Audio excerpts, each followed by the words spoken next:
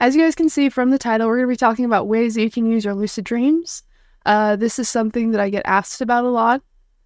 And because there's so many things that you can do within your lucid dreams, it tends to cause people to feel stuck because they're not sure what to start with, what to put their energy in, or even what their dreams are saying, so they don't really know how to utilize their dreams.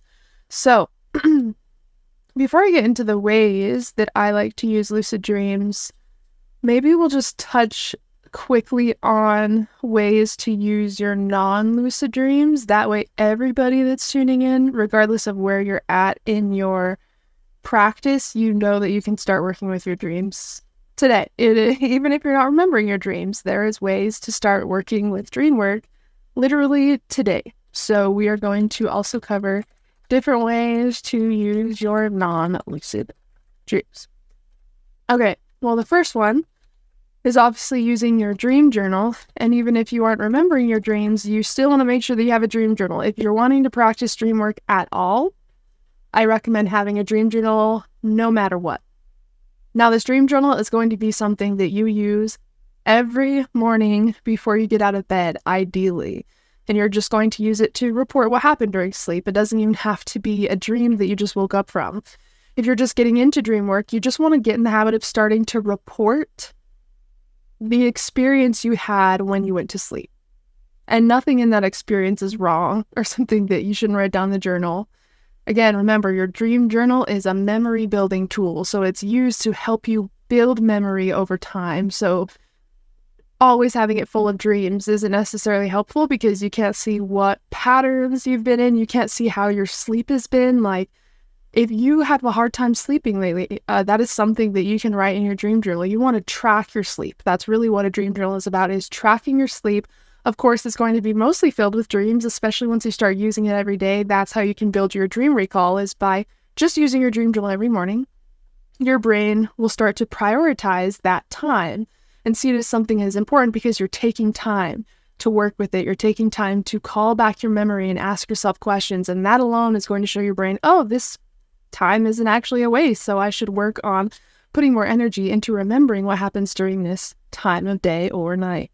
And that's how you can start to recall little bits and pieces of dreams over an amount of days, just from practicing dream journaling. So regardless of where you practice, dream journaling is the foundation of what you want to do. It is a must.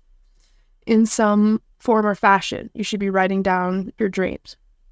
There's some people who prefer writing them down in like a phone or something, and some people prefer journaling them. I have what I prefer, which you guys know is like paper journaling, but I do use my phone to write down my dreams if I am traveling or I'm too lazy to write down my dreams in my journal and I want to do it later. So to do that, I would just put the date and the time and then my dream, and then I would just transfer it to my paper journal later.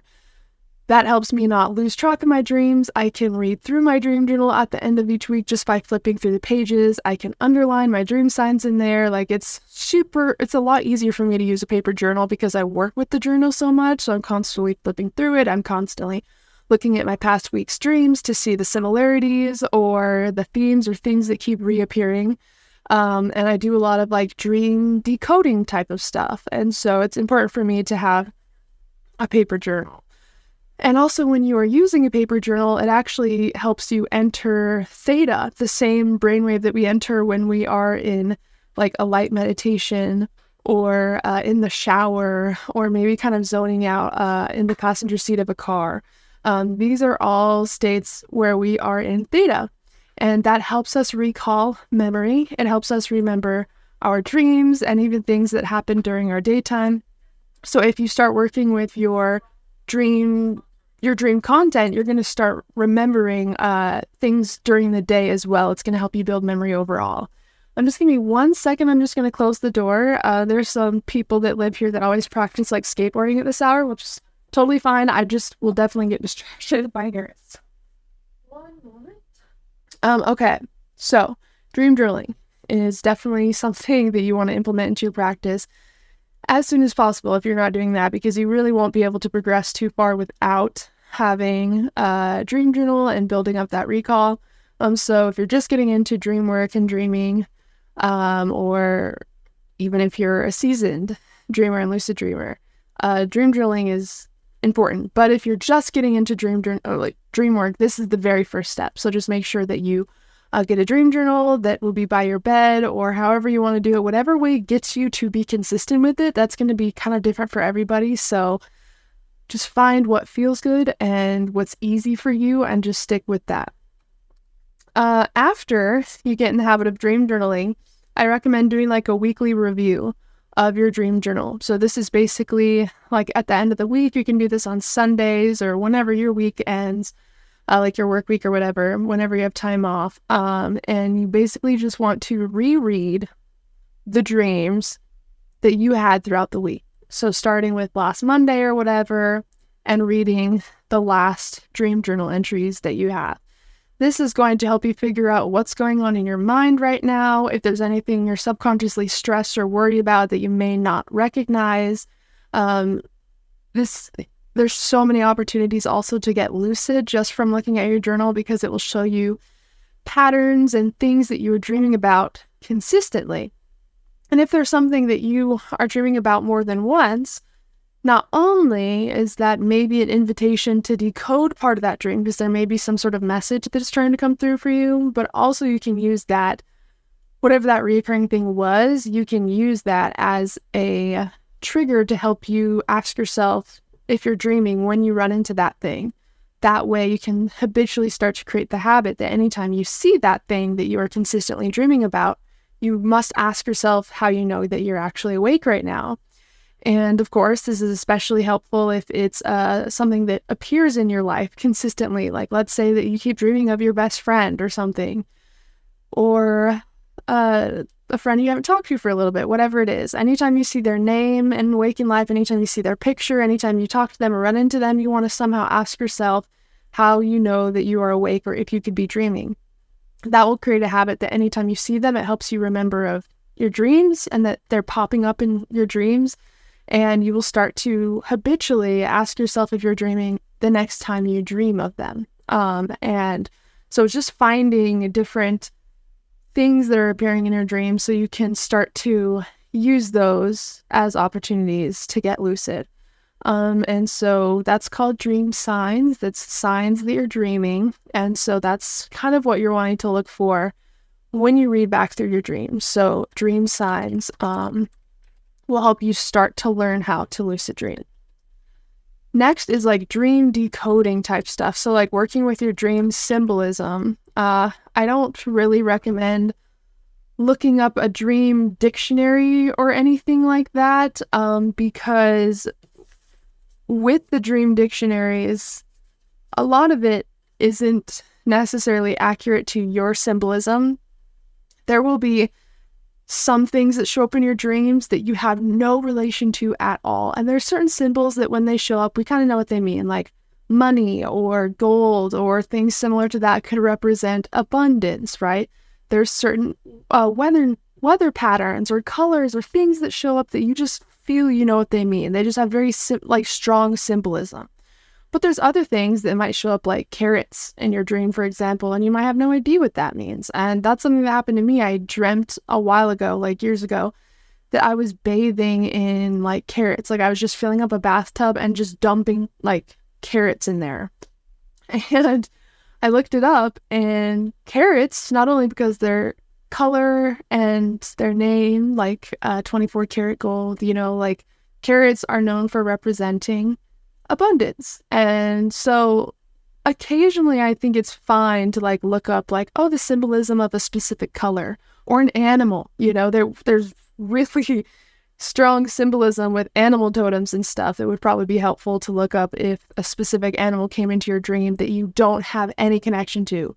You want to prioritize your emotional connections, your experiences, and what your subconscious immediately tells you about symbols that show up in your dreams, because you never want to rely on dictionaries. You don't want to rely on Google. You don't want to rely on other people's symbols and what that represents to them, because your subconscious mind is speaking directly to you through the things that you dream about, because your subconscious knows your likes, your dislikes, your desires, your fears.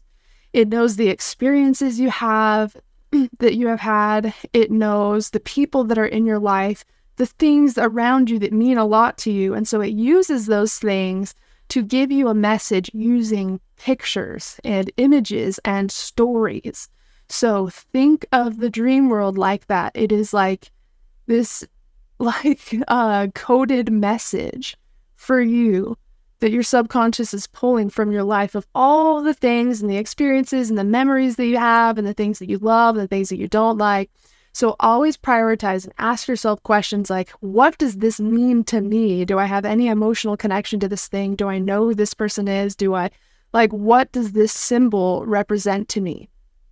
And so the three main categories that you want to look at for symbols when you're looking back through your dreams, if you're wanting to decode any of your dreams, is the theme is the first one. So where are you? Like, what is happening? Are you confused? Are you celebrating something? Are you angry? Are you hurt? Are you running away from something? Are you running towards something? You want to look at, are you learning something? Like, are you in school? So you want to look at the theme, because that will tell you so much about what the actual dream is about.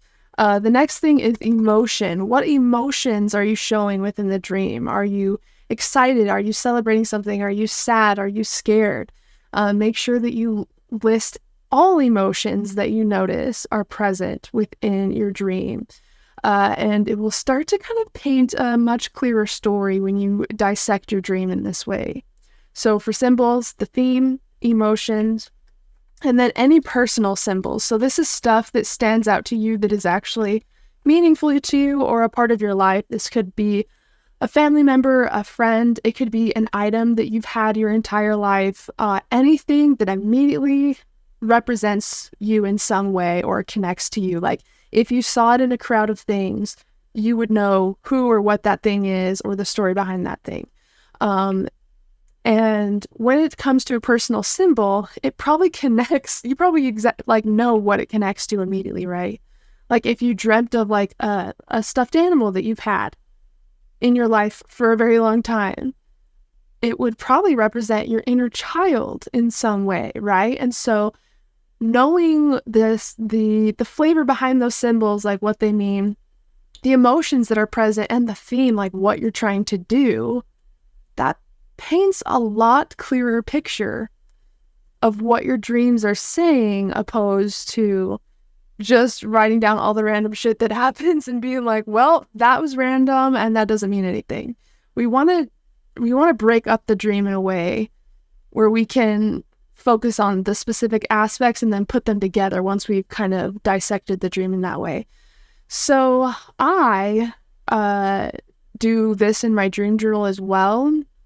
And if it's like a dream that I'm going back to decode instead of like right when I'm writing it down, you can totally have a separate notebook for it. You can do your dream symbolism work like in the very back of your journal. Sometimes I like to decode my dreams right after I write them down, because then I can just put the decoded dream right under it. And it's all together. I have my dream right there when I dreamt. If I gave my dream a title, sometimes I like to give my dreams titles because it's like a book title. It helps you find dreams faster when you give them a title that kind of represents what happened in the dream. So when creating your dream titles, see it as like a movie title or a book title. And that will help you track your dreams a lot faster. But when I am done writing my dream, I have the title, the date, the time, my dream, I've underlined my dream signs, and then I can work slowly under it to kind of look at the theme that was present, the emotions that were present, and the symbols that showed up. And then I can reread the dream, knowing kind of what the dream is trying to say. I take out that symbol kind of thing, and then I fill in the meaning or the symbolism that it has to mean. And the dream is a lot easier to read. And usually the theme, the emotions, and the symbols connect to some part of your life. Like when the theme pops up, like trying to look for something, like feeling confused with the specific emotions that you set out, just ask yourself, when in my life have I felt that way? And a lot of the time your brain will take you right to the moment that you felt those emotions, or that was kind of the theme of what was happening in your life at the time. okay, well, there must be something that I'm either learning, healing from, letting go. There's something that's being integrated from that experience because now it's coming into my awareness. And if it's with future events, like how you see your future being, the emotions you feel about your future, and then symbols of things that you think about a lot or the person you want to be a lot. Maybe this represents your desires, something you're going for. Maybe it's giving you a hint of what you need to do to get to the next period in your life. It will tell you so much just by looking at the symbols in this way. And that's why dream symbolism is so cool, because you can start to talk to your subconscious mind before you even start lucid dreaming. There's so many ways to do dream work, and we haven't even really touched on liminal dreaming at all in this video, and that's a whole other part of dreaming. So there's so many ways that we can work with our dreams outside of just lucidity. The only thing that lucidity adds to it is the ability to interact with these things and to influence the direction of the dream. But non-lucid dreams are not less important than lucid dreams. They're very rich in potential and symbolism, and sometimes non-lucid dreams are more important because we can't get distracted or run away from what the dream's trying to show us. We're unconscious during the dream, but yet our inner eyes are wide open, watching the entire experience. And so some dreams, I think that the subconscious mind may prevent us from getting lucid because there's something we really need to see or to know. And I believe that our subconscious mind and our inner self is always striving to help us grow, learn, evolve, and heal in any way that it can, because it's itself in a way. And so don't be afraid to work with your dreams and ask it questions and try to decode some of the messages before you even get lucid, because ideally this is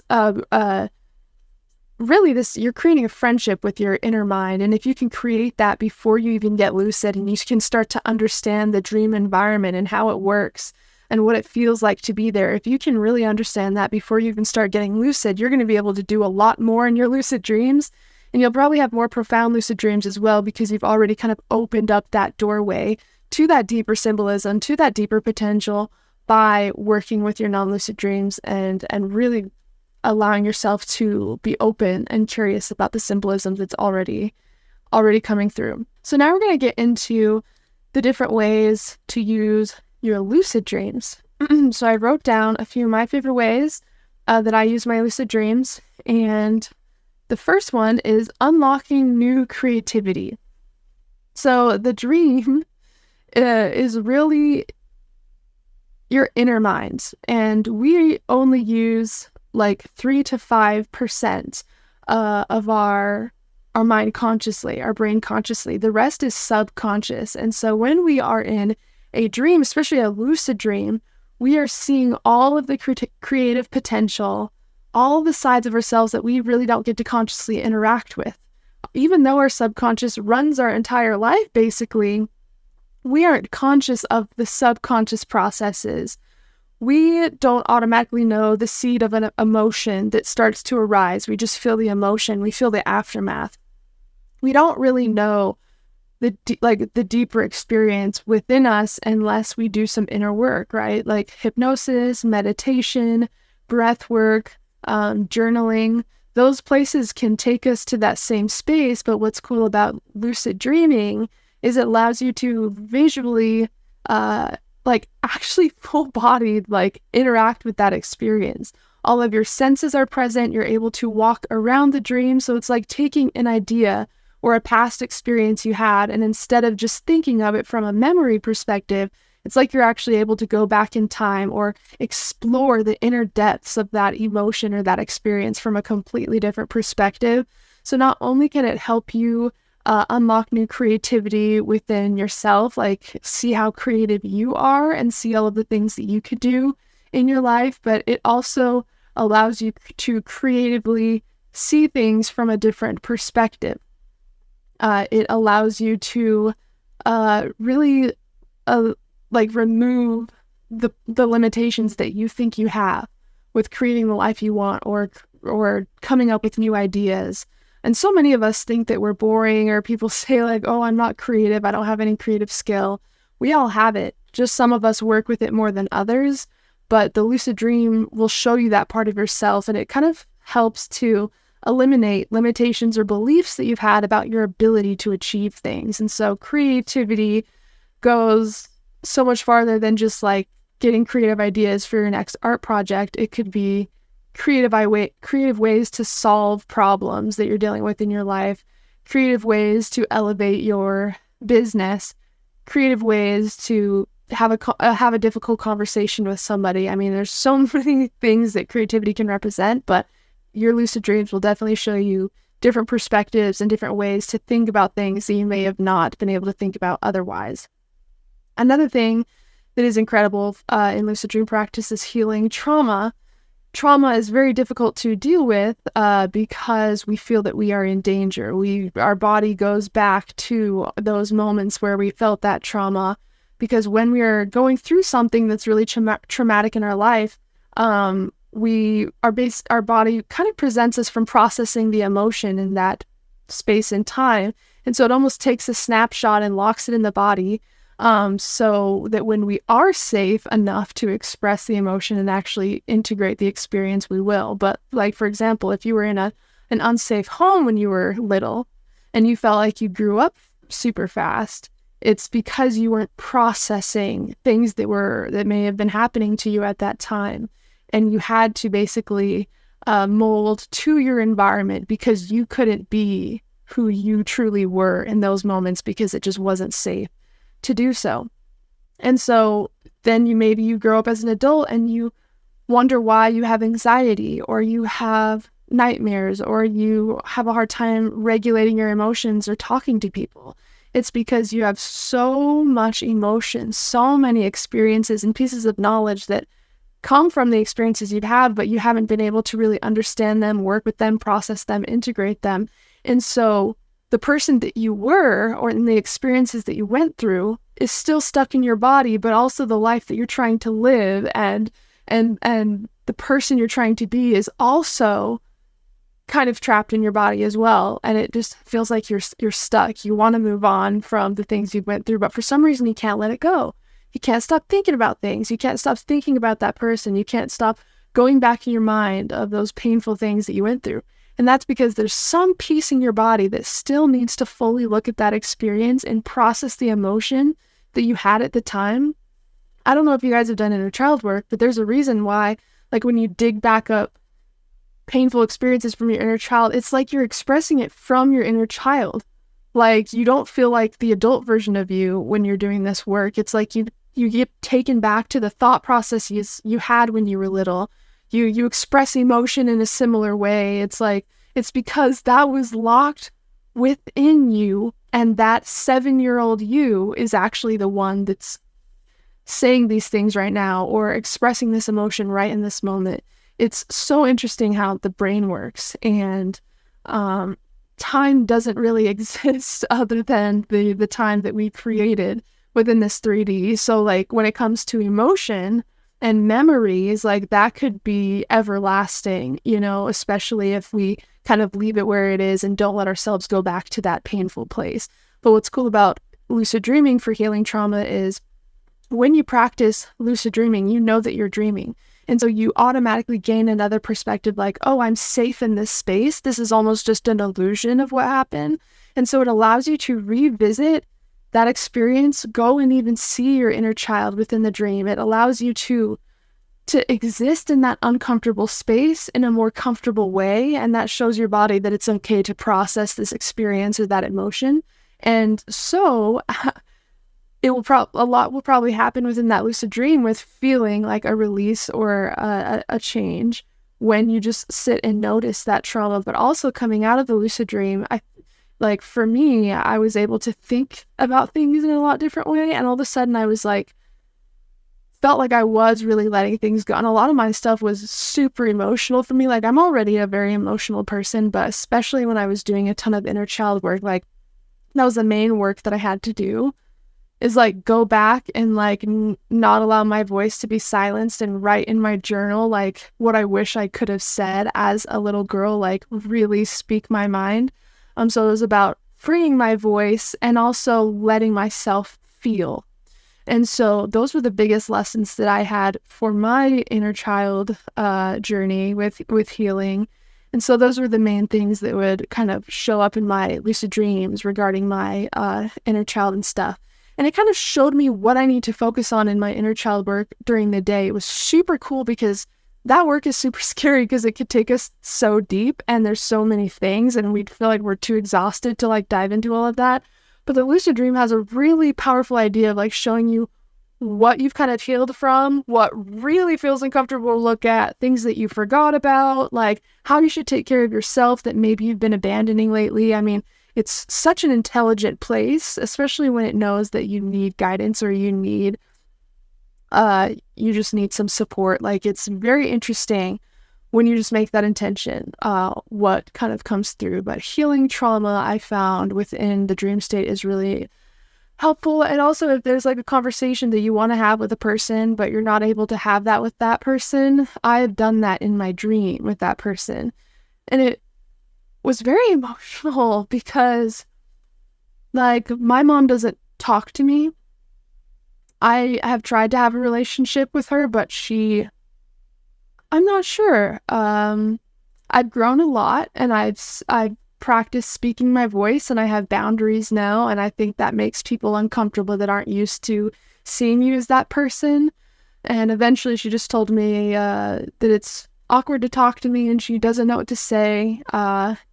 And every time we talked, it seems like I would, I don't know, she would get upset at me and kind of, if she planned to like come visit, she would kind of hang it over my head, like use it like, okay, never mind, I'm not coming anymore. And it was like she always just chose when to come into my life and when to leave. And it was so painful because I'd have to go through that experience over and over. And I offered to go to therapy with her and pay for all of it and take care of everything. I just wanted us to be able to talk to each other and figure out why, like how we can now connect as adults. And she just said no, that she wasn't willing to go to therapy, and that was like the last thing I was willing to try. And she hasn't tried to reach out to me since. And so it has been difficult because of the whole situation with like my biological father, finding him through ancestry, DNA, and the whole family dynamic for me has been difficult my entire life. And since I'm still not able to have that conversation with my mom, I used the lucid dream to actually have a heart-to-heart, like, open conversation with her and looking her straight in the eyes. And the soul that the lucid dream gives those people in their eyes is like almost haunting. Like, it feels like such a real experience. Like, it's emotional.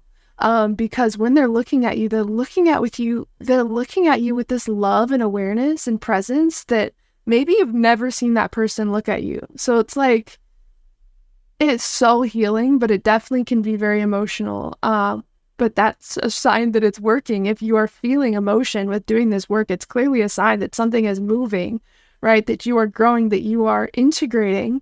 And so don't suppress your emotions. Don't limit what you feel at all. That is the work, is feeling. The healing is in the feeling. Remember that. And lucid dreams have a good way of helping you naturally just process kind of what you are experiencing. So that's kind of how I've used it for like my inner child work and dealing with going no contact with my parents. And nightmares is another thing that kind of connects to trauma as well. If you're having nightmares, it doesn't necessarily mean that you have unresolved trauma, but it is like a symptom of unresolved trauma. You know what I mean? So really what it comes down to with nightmares is the nightmare is creating energy in your body so you are more aware of the experience, so it can tell you what it needs to tell you, and so you're paying attention. Basically what I mean is, if you have a nightmare, if you have an experience that makes you feel fear, what does fear do to us? It causes us to feel aware. We're now paying more attention. We're more alert. We're kind of on edge. And the lucid dream uses that, and just the dream in general uses that as a way to get you to listen, to get you to pay attention. Because symbolism so often than not is a whisper. You know, you would miss it if you could totally overlook so much symbolism within the dream state if we weren't paying attention. And so nightmares are often used from your subconscious as a way to get you to look at something a little bit deeper.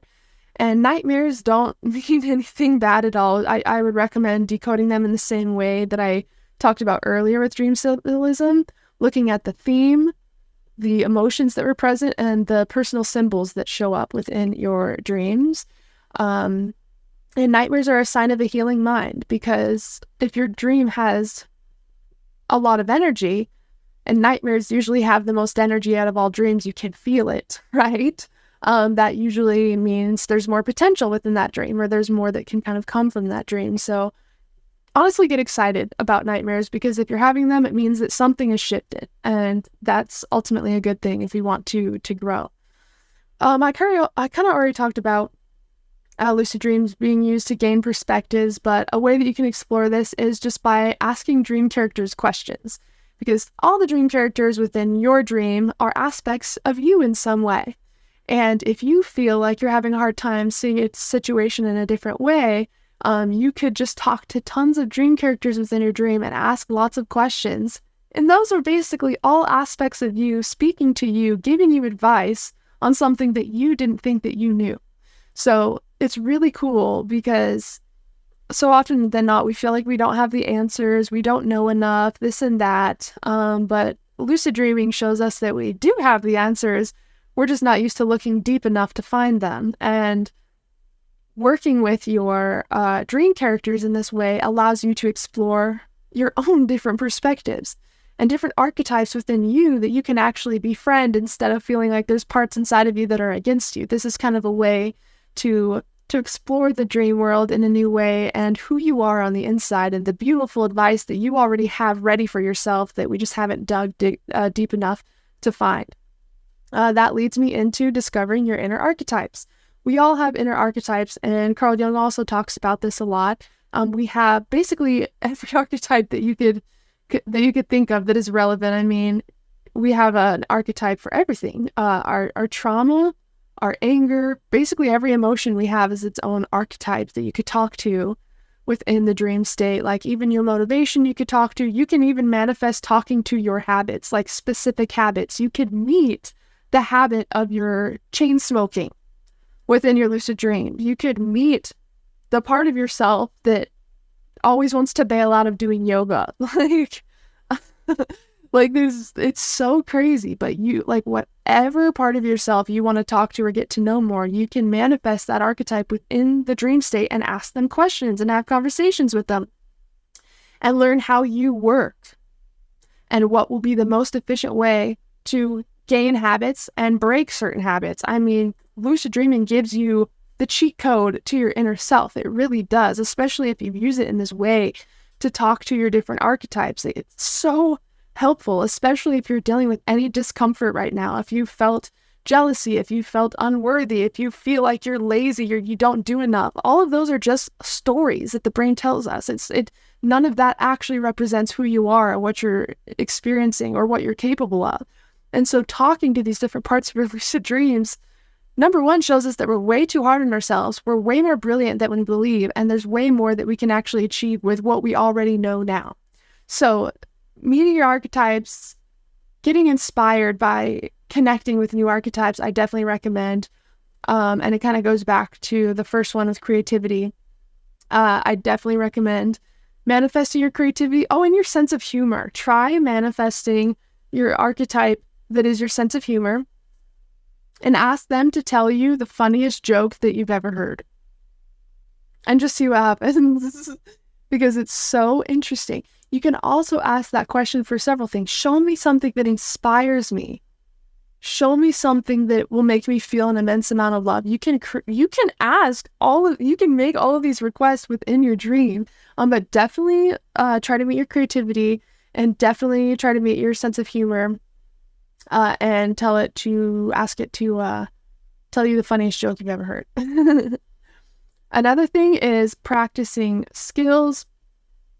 Because we are in our subconscious mind within a lucid dream, it allows us to actually use our brain still and practice skills. When we are in REM sleep, our brain is actually more active than it is when we are consciously awake right now. And because the conscious mind is mostly turned off when we're lucid dreaming, It allows us to learn and understand things faster and be integrated into the subconscious faster, opposed to getting rejected by your conscious mind consciously. That's why some habits, a majority of habits, are hard to like ingrain into our life during the conscious state, because our brain's talking us out of it. It can reject ideas for a long time before it actually kind of permeates to the subconscious. And that's why we have to constantly reinforce habits, thoughts, ways of thinking, or ways of being that are important to us to make a natural part of us. But when you practice within the lucid dream state, you're kind of cutting out the middleman with the conscious mind. It allows you to learn things much faster. I haven't done this yet, but I really want to practice 𝘵 within my lucid dreams. And I wonder how the laws of physics are going to be in there, because it's kind of important with 𝘵 to be able to have the weight of the 𝘵 to kind of lead how you flow with them and use them. So I'll have to experiment with that. I wonder how the physics would be in the dream practicing 𝘵.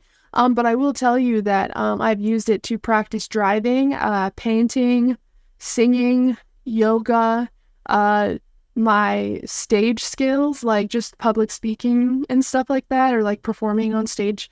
And it really does help, because to your brain, the lucid dream is an actual experience. Your brain can't tell the difference between something that you're just imagining, something that you're dreaming about, or something that's actually happening. And so in the lucid dream, it thinks that you're awake. And so it's actually learning those skills. It's actually building up that muscle memory. So when you do it again in waking life, your brain's going to feel like it's already had experience with this before. And it's going to, at least from my experience and other people I've talked to and the studies I've read, it does actually kind of collapse time when it comes to learning and integrating things into the subconscious mind. So even like learning a language, that's a super popular one that people use dreaming for. So you'll have to choose a skill that you really want to explore building in a lucid dream and work with it, because I promise you that there's some crazy shit that you can do with that. And it definitely made a difference in me being able to drive, or me being able to speak on stage. It really is a great practice ground. And even if you have like an interview coming up or something, you could probably totally recreate that somehow as a lucid dream to practice and get more comfortable. Another one, it looks like, is business ideas. I kind of already touched on this, but this is something I use a lot, because I have so many creative ideas. I never know what to do next. And a lot of the time we actually do know what we want to do or what we should do. But of course, the conscious mind's in the way, and we can't tell if it's just a random thought, or like, is this our intuition? I noticed people kind of run into that a lot, where they're like, I can't tell if it's my intuition or just like my brain overthinking, or if that's my anxiety. And so I recommend exploring this within the lucid dream state, because I found that anxiety kind of has a hard time existing when you're lucid, because of the state of mind that lucid dreaming puts you in. And so you'll probably receive a lot of clarity about what you actually want to do, or the direction you should take next in your business, or whatever it is. Business ideas. I mean, and a lot of mine are about like business ideas for me. It's like course ideas, video ideas, merch ideas. And a lot of that can come from the dream state. Like even just having a weird experience in my dream could count as content or a business idea. And so I found, as long as I can make that intention of that request, like, show me something that I should talk about next, or show me something that I'm ready to see. There's always something new in there that I experience for me to talk about. So yeah, getting ideas from the dream world, especially for business or creativity or whatever, is very fun and very possible. Speaking of possible, lucid dreaming allows you to experience the impossible in a safe space. So this allows you just to play and to do things that you would never be able to do in the waking state. Create fire in the palm of your hand. Jump and fly as fast as you can. Immediately travel to an area in the world that you want to be. Like, dude, if I'm going anywhere, if I'm choosing to go anywhere in my next dream, I'm going back to Hawaii. You can count on that. And so I can literally fly to Hawaii. And I almost did the helicopter ride in Hawaii. but I don't think we had enough time. And so I could just, get lucid real quick and I could recreate that experience in my own way in the places in the world that mean the most to me. You can defy the laws of physics and really allow this to expand your mind with what's possible, the world and the universe you live in, and truly what inspires you. Because when we take time to experience the impossible within lucid dreams, it's not just for fun. I mean, we have so many ideas about consciousness and mystery and realities, and just by exploring the lucid dreams, you're expanding your mind about what is real, right? What is possible, the different states of mind or states of consciousness that we can explore. It for me, and people will tell you that lucid dreams are not spiritual, but to me, it always feels like a spiritual experience. But I think that I'm more of a spiritual person in nature, and I just find ways to create my own spiritual meaning for the things I experience.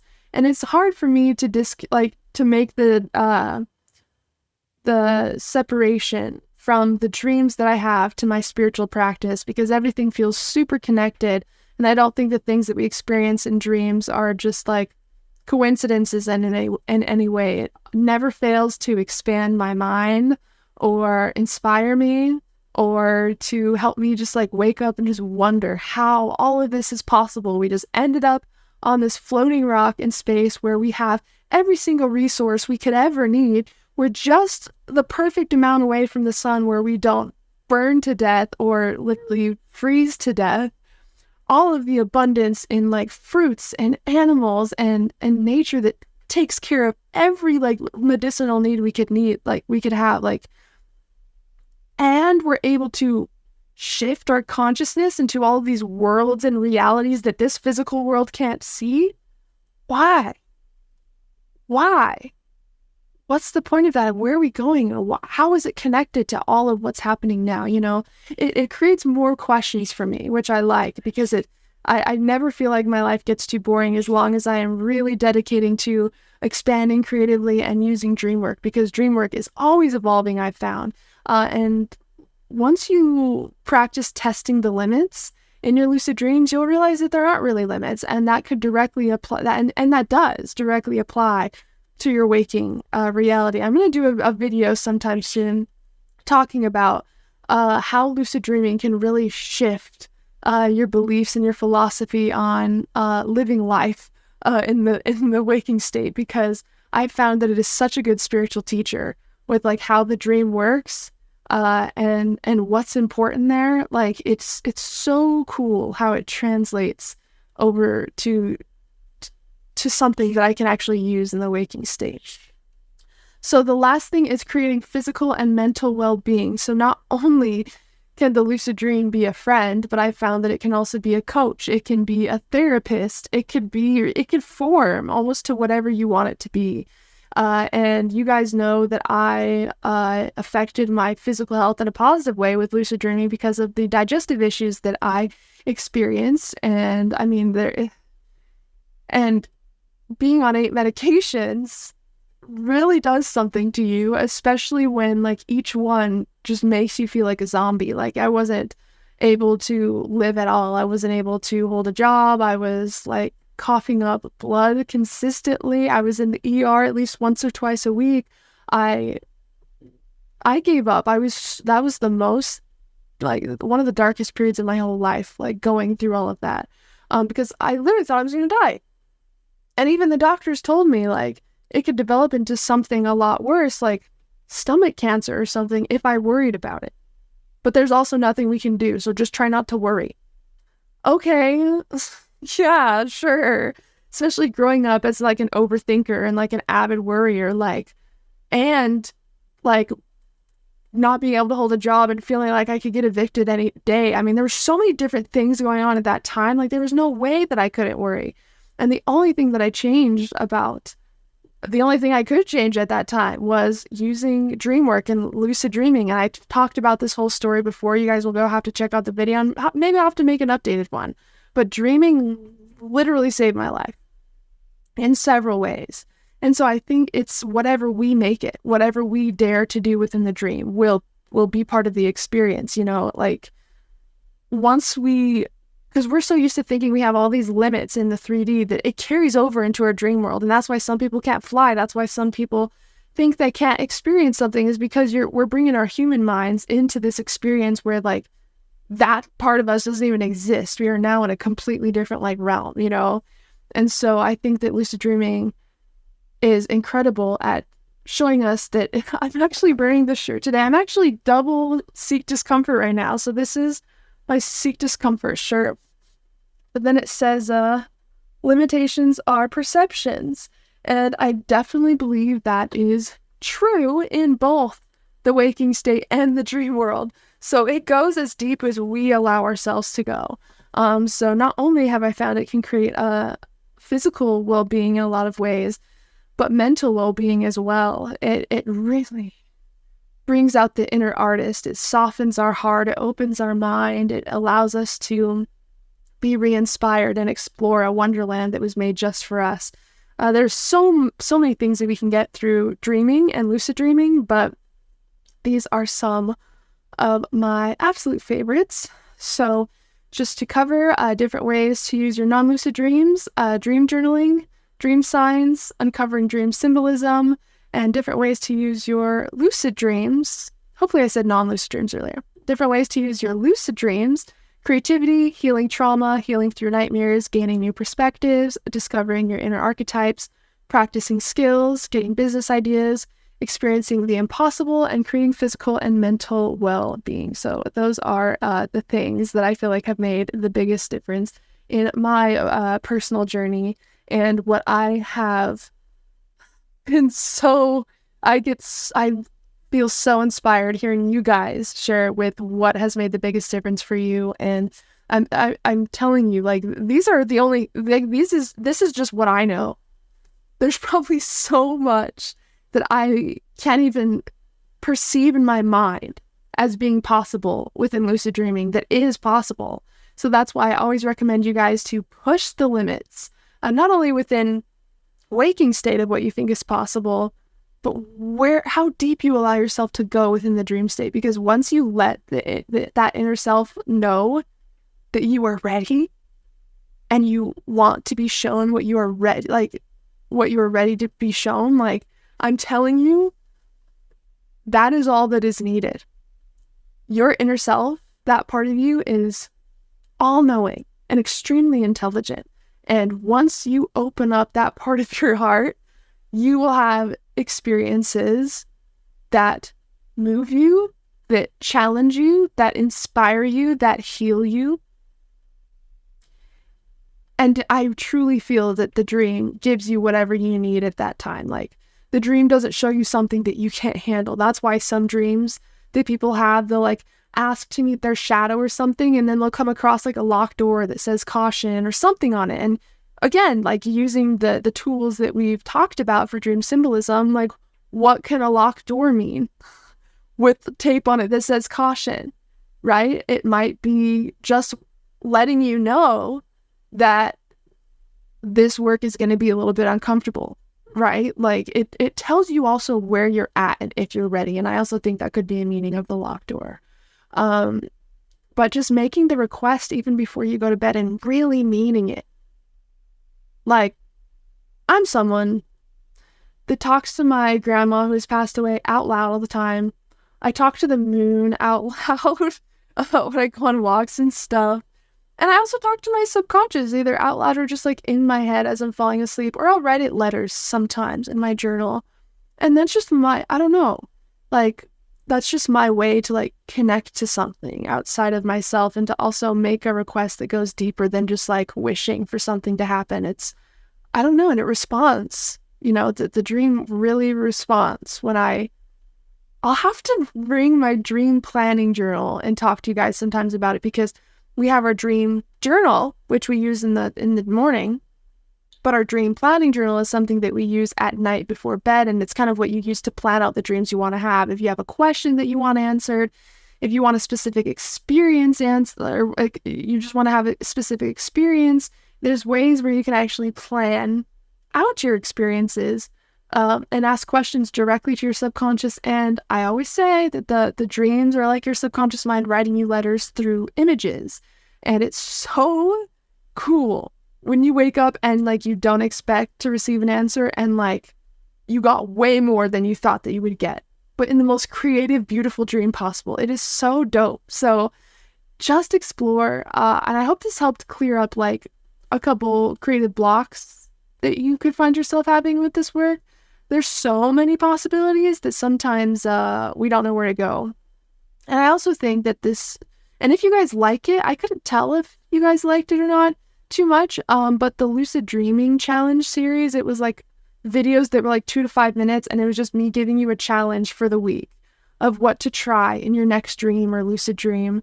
And these are things that I talked about in there. Like one of the things was to try to create fire in the palm of your hand, right? It's challenging your beliefs of what is possible. And because your brain thinks that you're actually awake within these experiences, and it's seeing you create fire in the palm of your hand, you train yourself to realize how powerful of a person you are. And even though it's your brain like seeing inside the lucid dream and seeing it as real, that's where your true potential is anyways, is within that dream realm. And so if you can train your brain to remove these limitations or these blocks that are stopping you from just believing that you have the power to make a website or start a business, like creating fire in the palm of your hand in your lucid dream could directly help you with removing the block or the fear or the lack of confidence that you need to start something new that's totally unrelated than, creating fire in the palm of your hand and waking live, obviously. But it's the way that those lessons transfer over from the work that we do in the lucid dream, even if it's just fun stuff. A lot of the times it affects us positively, much deeper than we believe. And I've found that through dreaming and lucid dreaming, I can see these little micro changes in the way that I think and the way that I behave. And I'm feeling more inspired and creative more and more every day. And like, I don't know, dream work is something that will also grow with you, so it's not anything that will ever like not have anything to give you, as long as you give that realm some of your awareness and your love and your attention, and you truly care about some of the messages that are being given to you. That's really all that it needs to keep that line of communication and that friendship open and growing,